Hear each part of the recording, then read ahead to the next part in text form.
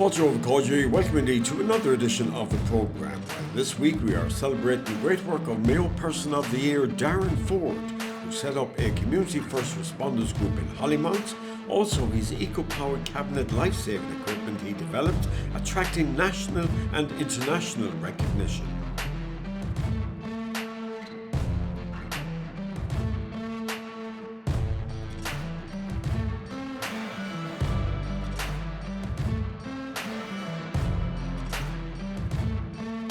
I met up with Darren to talk about his projects. I first asked him, how did the Community First Responders group come about?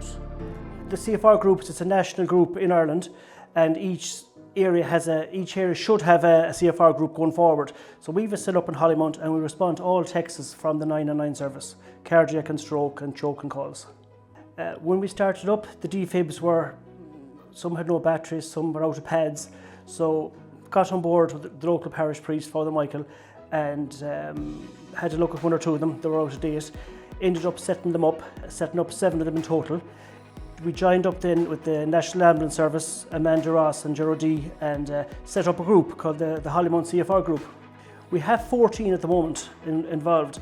They're paramedics, nurses, EMTs, trained CFRs, and it's not that they're paramedics or EMTs or nurses, is that a lot of the people on the group work 3 days a week or 4 days a week, so there's always a chance that some of us are around at the time. My name is Thomas O'Leary. As I said, I live in the Hollymount district. I'd be a good friend of Darren Forde. In fact, Darren is solely responsible on numerous times for saving my mother's life, both himself and his local responders group that they've set up in the Hollymount district. A lot of people won't really understand until it actually comes to your own front door about how important these guys are. So here is a demonstration by some of the Hollymount Community First Responders and Mary Ambulance Service.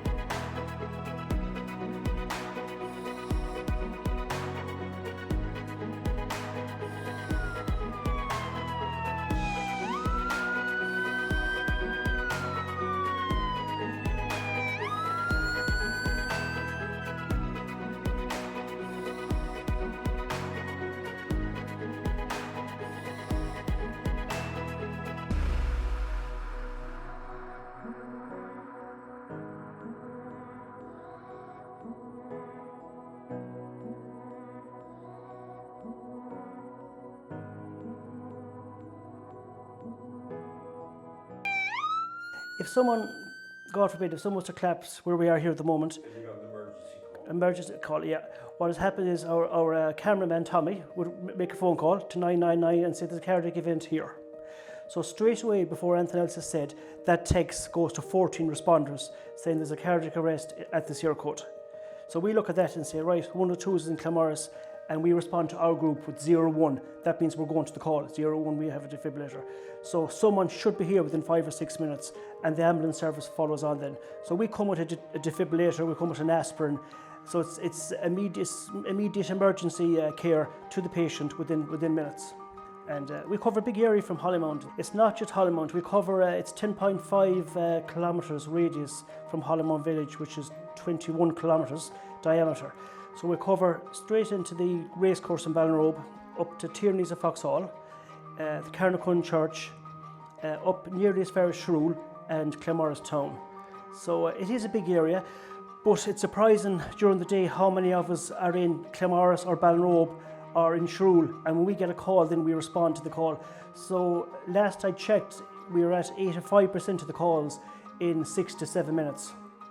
Some in 3 minutes, 1 or 2 in 18 minutes, but it's around the 6 minutes would you be at the call.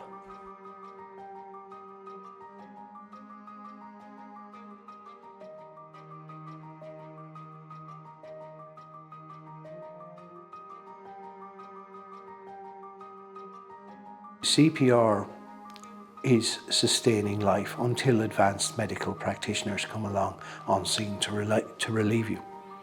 The thing about CPR is, if you imagine the body as a pump, when you're doing compressions on somebody's chest, you're transporting oxygen to the brain. You're keeping the brain alive.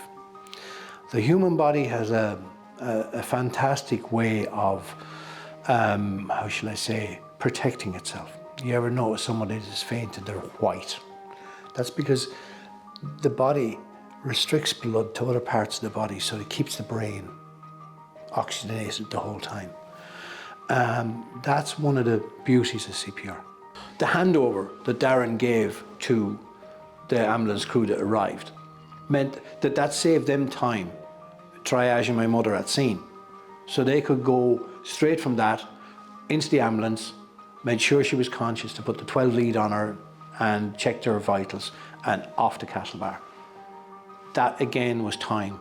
So if that saves an hour at scene, that ambulance is back in the hospital, it's released an hour quicker, and it's back on stage again for another incident. So all of these things are a knock-on thing. It's all volunteers that work on this, and is there a cost involved? There would be a cost, because even defibrillators alone, they're anything between 1,100 or 2,000, depending on, and the pads and batteries have a cost of 150 to 250. So there is quite a cost in it. But anyone can contact me personally about how to set up a group. It's not as bad as how it sounds, really, because at the very start we had no funds in our account. So we set up a GoFundMe page. We got money in from that. We did church gate collection when people realise how important we are in the area as volunteers. And there were several grants available. There's one through the GMA grant with the local county council. There's a sports capital grant for clubhouses to get defibrillators. We have 10 in this area at the moment, all fully serviced, ready to roll for the next Cardiff event. And they haven't costed us anything through the funding and stuff. So at the moment we have everything in place, and we have, I think, 6,700 in our account to replace defibrillators and to get training and stuff all down the line again.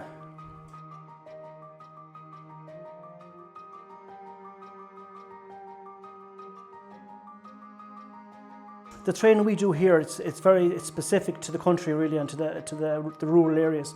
If someone gets a cardiac event in Dublin, in a city, it could be in Duns or Tesco or somewhere like that. But if it happens in the country, it's very seldom in a shop. It could be in a farmyard, it could be in a tractor, in a field with cattle. So the training we do is very specific for rural areas. So we take account of, say, cross dogs, cross cattle.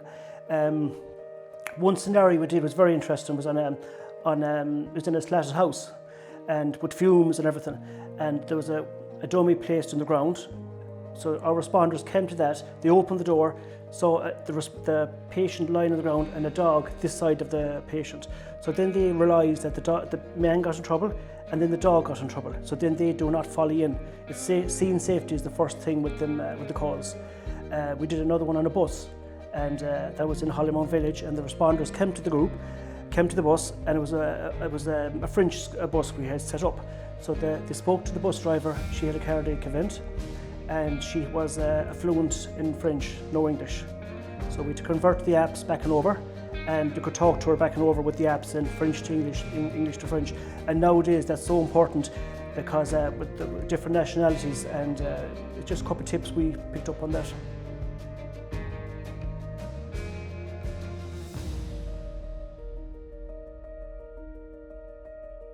When the group is set up, you need a coordinator. So I'm the coordinator of the Hollymount CFR group. So I coordinate the setting up of it, keeping the Cardiff vet in place.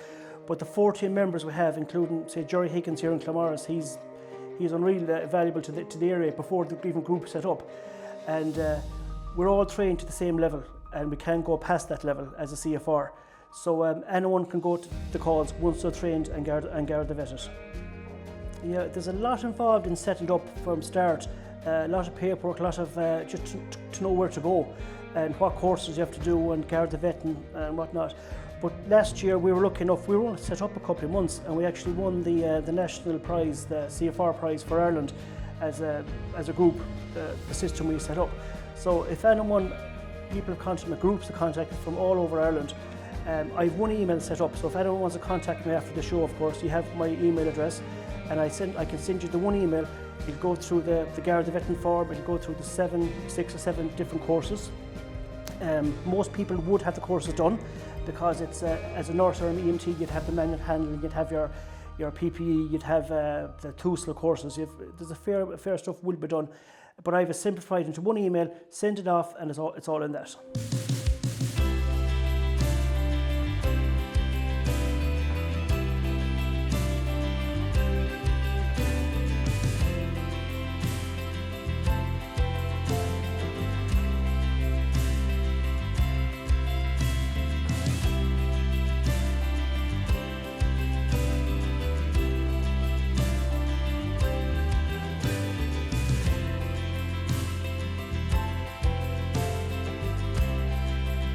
What a great initiative by Darren and the voluntary group, and it's something that other community groups around the country should consider setting up in their area.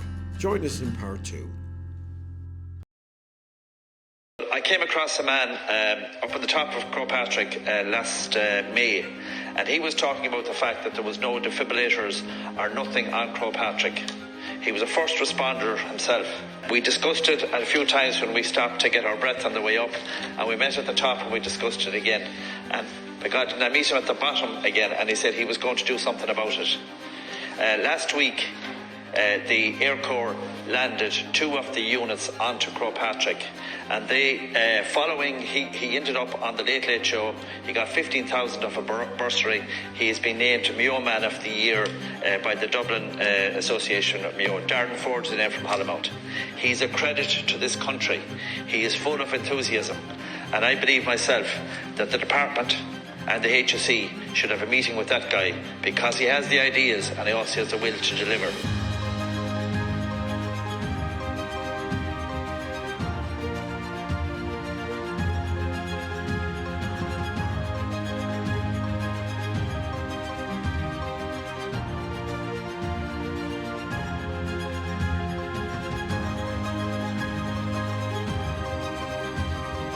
Darren and his team, with the assistance of an Irish Air Corps helicopter, reached the summit to install the world's first eco-powered cabinet on the top of Crowpatrick. On the top of Crowpatrick, first ever solar-powered medical cabinet installed in Crowpatrick. This can be installed anywhere throughout the world.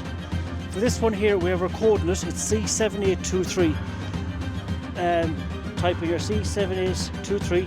That's actually 7 is my youngest girl's age, 8 is the next her Lauren, email Lauren, and today is 23 a year.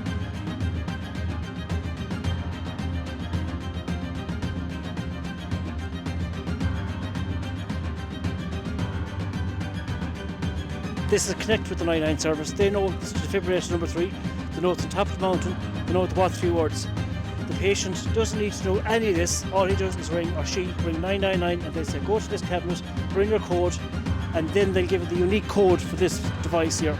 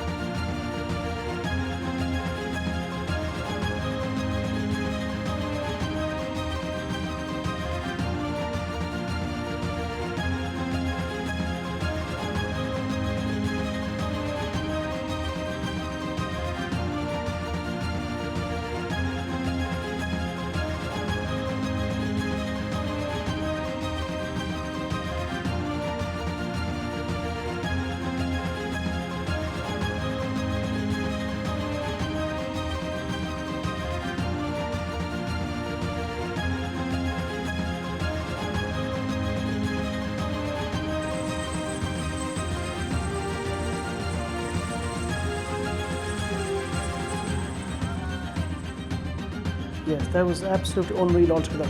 An unreal experience to get the Air Corps to come on board and all these medical professionals and pilots, and Jordi was there now from the HSE, and Amanda Ross from the HSE, and the Army, the Civil Defence. It was just great to see that everyone came behind this life-saving initiative to get these up in Croagh Patrick. So we all pulled together, and the Air Corps landed twice, and landed on top of Croagh Patrick with snow and everything and wind, and I don't know how them lads do what they do, but they landed and we got it up and installed on top of Croagh Patrick.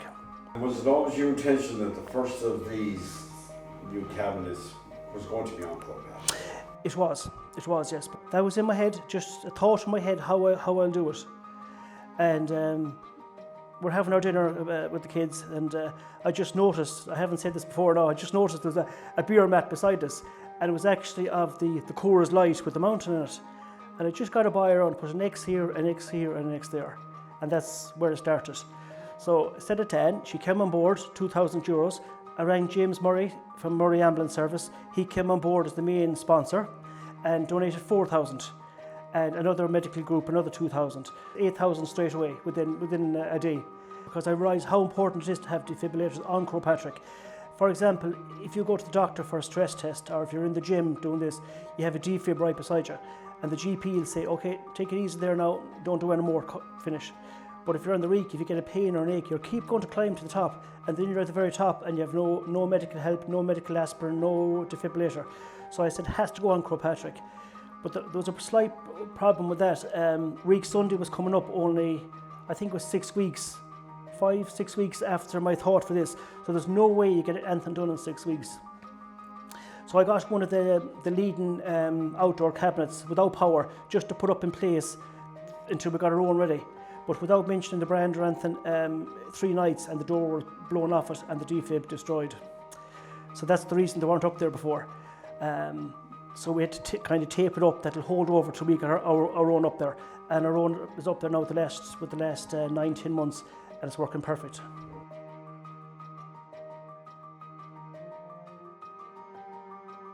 And what about getting the components for the Seco cabinet to put it together?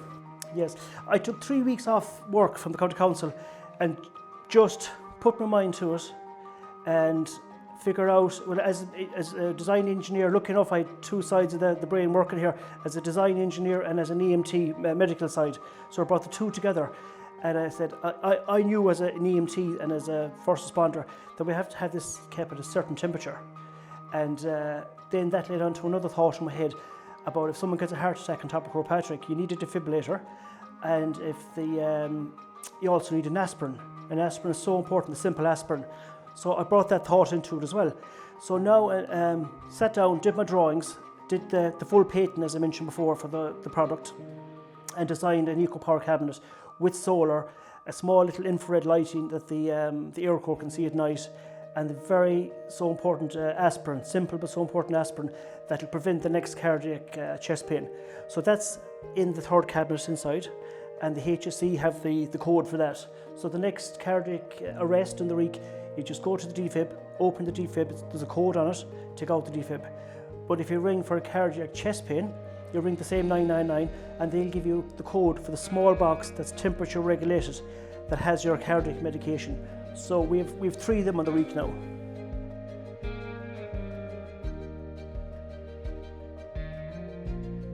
For the Mayo Awards luncheon, honouring our Metal Award winners for 2023, Kilmina GAA Club and the Virginia Gallagher Mayo Person of the Year, Darren Forde. We'll be talking to the winners and the other guests attending the luncheon.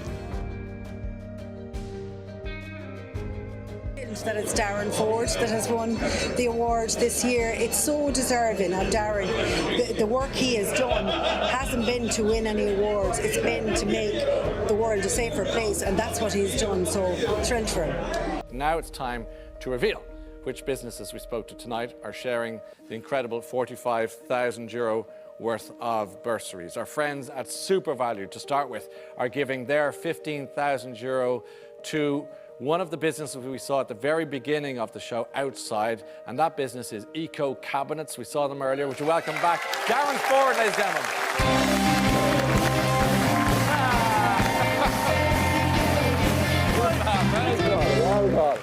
Shocked. Are you shocked? Shocked. Shocked. How are you feeling? Speechless for the first time today. Does it mean something to you, do you think? I'm just so speechless. So Yeah. speechless, yeah. Well, Yes. Jeez. that's your 15,000 euro. I know I'm catching on the no, hop it's here. grand. What would you like to do with it, or where would you like to put it? Develop into the project again, because even to get one of these EpiPens and one of the aspirins agreed with the relevant health authorities in whichever country, Yes. we'll be able to get these within a stone's throw from people if they get a reaction or something like that. So Yeah. the main thing for me is, this is great too, by all means, Yeah. but the main thing for me is it'll save lives. Yeah, I love your And- passion and your and, decency. I think that's why you... Come on.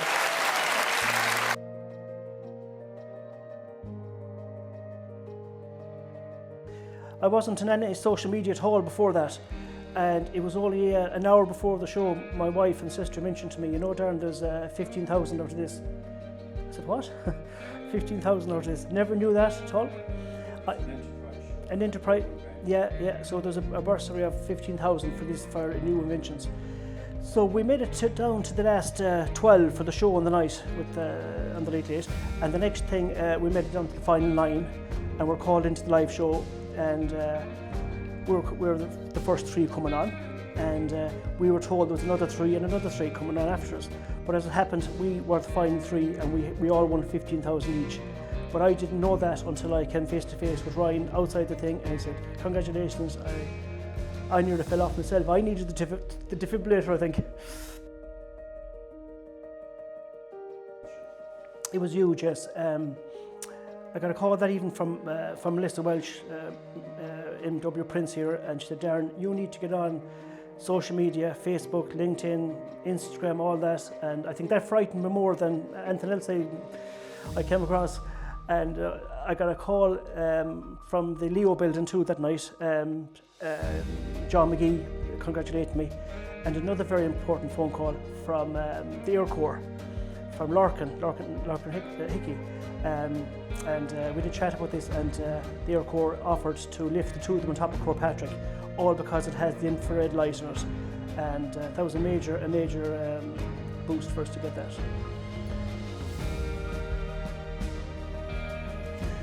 Join us next week at the same time for part 2 of the Darren Forde story. We look forward to your company, so until then, slán go fóill.